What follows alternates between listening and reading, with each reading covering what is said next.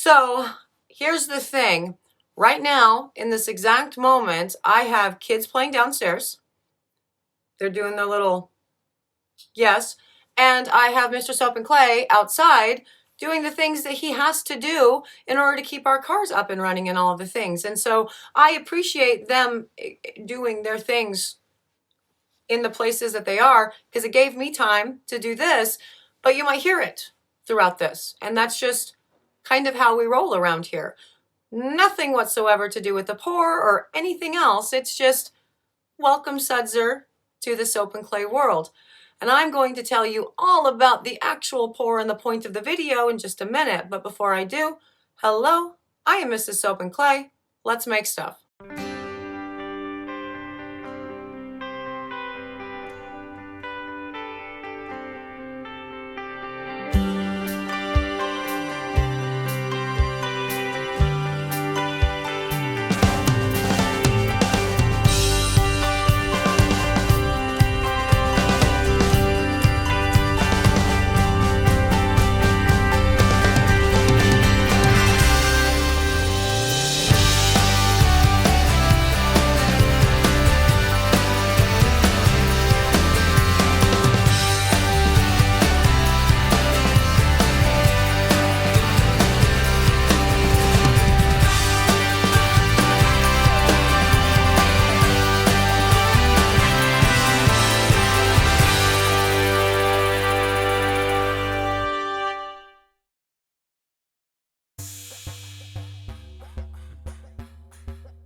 How's it going, Sudzers? Welcome back to the channel. You are at Soap and Clay, where we make all the soapy things, and you are here for day 332 of 365 days of soap.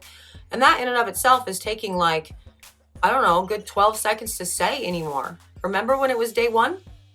I don't even know if I said that on day one. It was weird. I think I cried. Anyway, yes, 332, 365 days of soap. And Georgia May is tackling the Amy Warden Soap Challenge, Pointy Layers. Now this challenge, as I said yesterday, very, very interesting because I sort of assumed that the pointy layers were achieved by, pouring a layer of soap and then bringing a hanger through a couple things or pushing it down. Not so. Not so. And you saw my pour yesterday and how that is sort of like accomplished or whatever. And it was cool, even though I ultimately ended up making Am I Bright. But yeah, I'm super looking forward to seeing what Georgia May does with this and how she tackles it. So I'm going to stop talking here because Georgia May pours are always long and we're going to go to the video.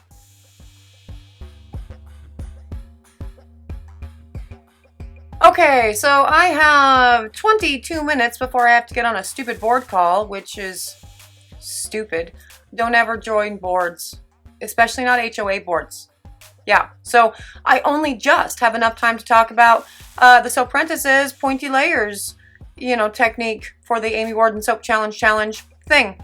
Now she is using the exact same oil blend that I used yesterday, and her color scheme is fun. I like that. So yesterday I did 2 whites and then the orange and the purple, which ultimately ended up looking a whole lot like Am I Bright, and that sucks.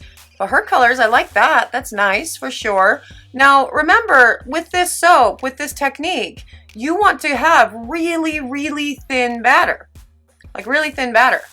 And hers is already looking kind of thicky. So, keep that in mind, and we'll see. Now, I think this was... yeah, she was sort of nonplussed with this one and could kind of do without it. And so I ultimately ended up being the one that cut this. And, we'll talk about the cut when it's time to do the cut. But what she is doing is she is splitting it into 4 equal parts here, which is cool. Yes, absolutely. Do the thing. Now, you remember from yesterday's video, again, this particular design, I originally thought was going to be accomplished, using like hangers and stuff to like pull points up or push points down through layers. And once I learned that this is achieved with a really, really thin batter, I was 100% here for that because that is really awesome. I love thin batter, like across the board. And yesterday, yeah, the soap that the teacher for this particular challenge, the month that this came out, Terry from Tree Marie Soapworks. Yeah, and she's just always delightful to watch in general. Like, I love the idea of just because you know how she does her colors, all like she gets like her little piece of like glass out or whatever and just mixes them up with like an artist knife and stuff, and she's very soothing, and I also just get a giggle from that. Like, that's amazing. I'm not that kind of soaper, guys. You know? But yeah, so we are not doing that. We mix all of our colors up in some, you know, oil, and then just do the dump and, you know, all that. Yes. So it looks like Georgia May's first layer is going to be this beautiful green, and it's already getting, I mean, I think this is a beautiful consistency for sure. Using the Mountain Lake from, no, not the Mountain Lake. Well, I hated the Mountain Lake. Did I hate the Mountain Lake? I don't know. Lone Star has not been my friend with all of this. What is this one? It's the Hibiscus Guava. Right. Yes. So using that yesterday was really no problems at all for me. So let's see if she ends up with any sort of, you know, issues with hers. And oh, it looks like her second layer is going to be the lighter green. Well, this is fun. This is fun. I'm clearly not remembering anything about this pour from when I cut the footage. So we're all in this together, guys. I remember the cut of the bar. I do remember that because I did it, but I'm not going to talk about the cut right now because, you know, we're talking about the prep work, and here's all the prep work. The kaolin clay is going into each little piece of the soap, and we're going to start laying this stuff down, and it's going to be delightful because Georgia May is good at all the things. So let's go watch her be good at this amazing pour.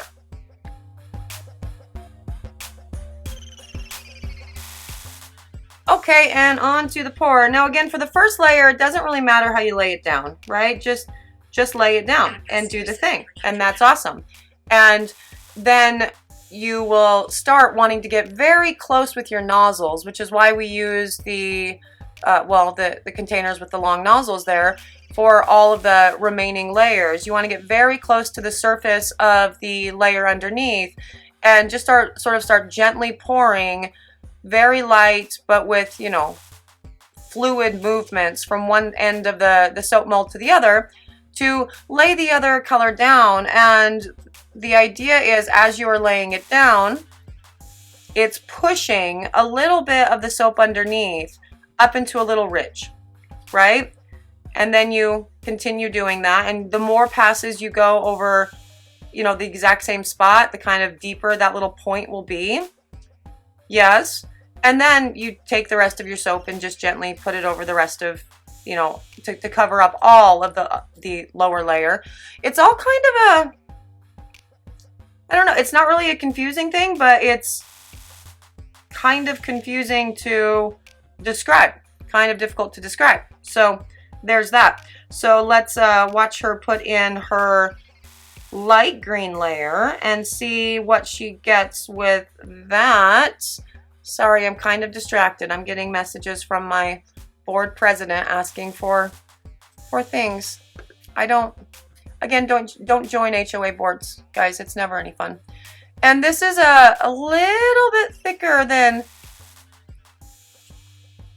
and you see how the dark green is moving underneath there. So that still totally works. Like, I loved pouring it yesterday with the thin batter that I used, for sure. But this thicker batter still did move things around in there. So I'm very interested to see the points that exist between the dark green and the light green layer, for sure. And yeah, now I love this color pink that she did, which is, I mean, the Soaprentice is the resident artist, and so her color palettes are always just on point. She knows what she's doing in that regard, and they're always delightful for sure. And I like the fluidity of that batter right there. That's pretty nice. It's loosened up quite a bit with putting the kaolin clay in, which is always, yeah, whenever you put a secondary fluid in, it does that. Now, another way to have loosened this batter up even more would have been to put a little bit of sodium lactate into the container, and she has opted to not use the long-nosed spout container pour-y guys for this, and it makes sense because you're closer to the top, so it's not super necessary. And I don't see much movement in the green. I didn't see a lot of movement with that. And that's the reason that you kind of really do want the fluid batter for this to really create those pointy layers by moving the batter underneath. And so it needs to be kind of delicate. And that blue is lovely too. I love Georgia May's color palettes all of the time, for sure.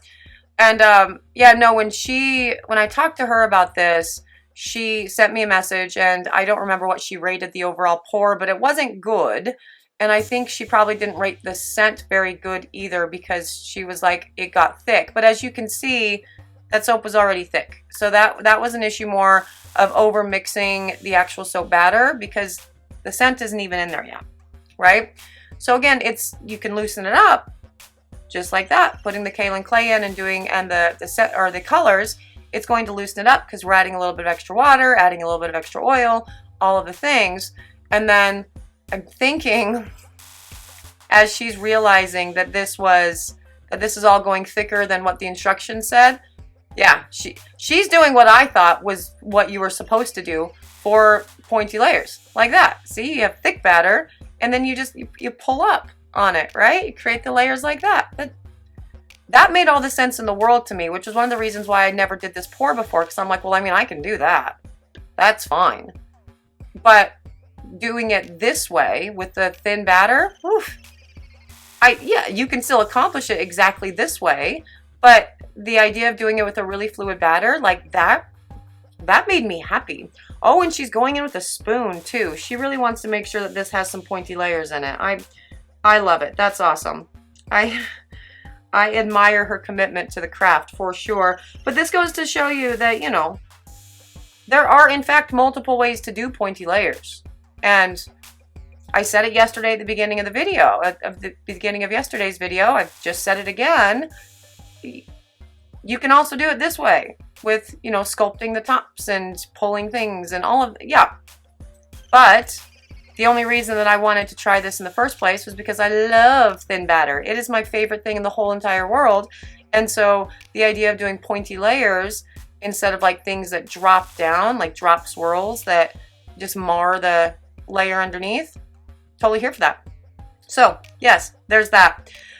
But yeah, no, her batter was very, very thick. It was thick to start with. I think it was overmixed. So if you're wanting to have really, really fluid batter, you could forego the stick blender entirely and just hand whisk it to an emulsion.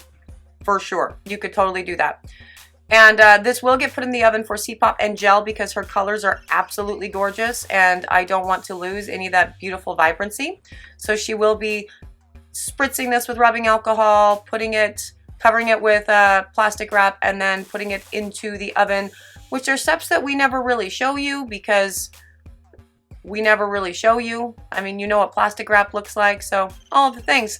But yeah, this is very pretty and totally ready to go into the oven for C-pop and gel. And now let's move on to the cut that I did, and Georgia May was convinced that none of it was going to work out. So let's go check that out.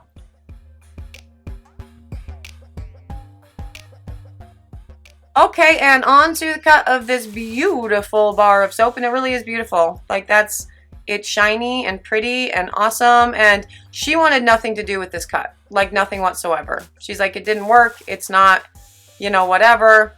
And we do have some air pockets going on there, suggesting a thick batter. You don't bang this down, so it becomes, yeah, all the things. But let's cut into this and see what we're working with inside, and if she has any pointy layers, and if so, where they are. Now, this is, well, I'm such a tease. Look at that. Why do I do that?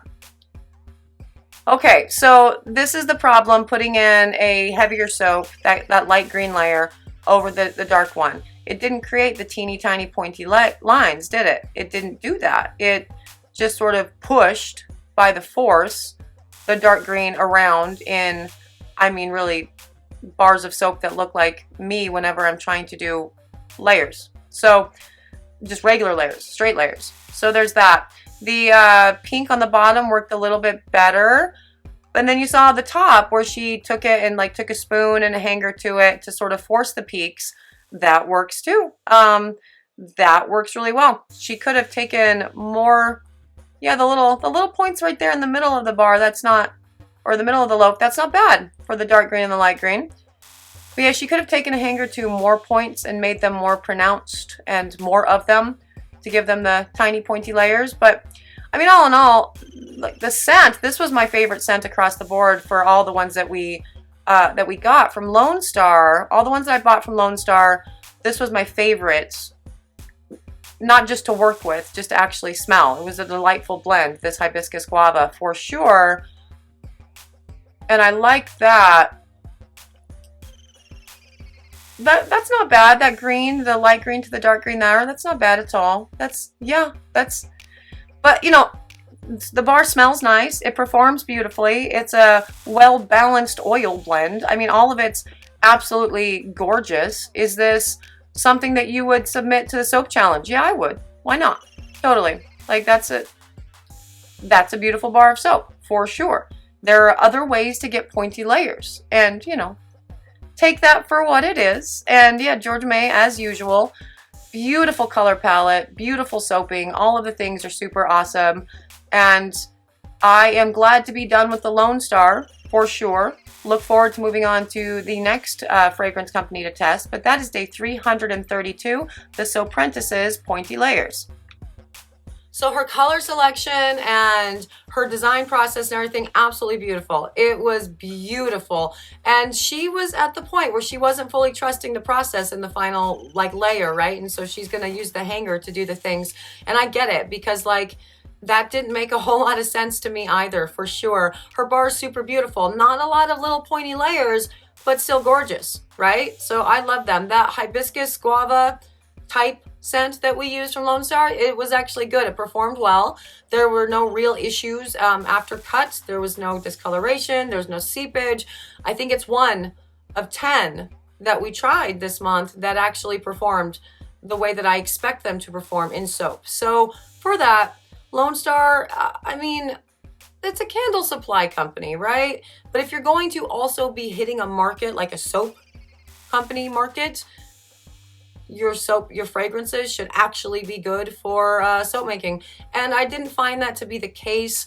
Not when you have so many other really, really exceptional soap-specific fragrance companies out there at the same price point. So for me, Lone Star was a big pass. For others, I am sure that you really love them, and that's great. And we all make soap different, and so that's cool. But yeah, so there it is. I hope you guys enjoyed the pointy layers technique from Georgia May today. And if you're interested in either one of these bars, you can totally find them on the website at soapandclay.com. If you are interested in seeing what other soap challenges we tackle and what we do for the next, 30-ish days of the channel, or this year, right? We're coming back, right? There'll be a year 2. Anyway, you should subscribe to the channel and find out. Maybe that'll help me decide whether or not there should be a year 2, is, people subscribing. For those of you who are subscribed, hey, thank you for being subscribed. I appreciate it. I love chatting with you in the comments. It's always so much fun. And for that, I am out of here for today, so I can go and read the comments and interact with you and do the things. Thank you so much for joining me for another round of 365 Days of Soap. I will see you guys all again tomorrow. Bye.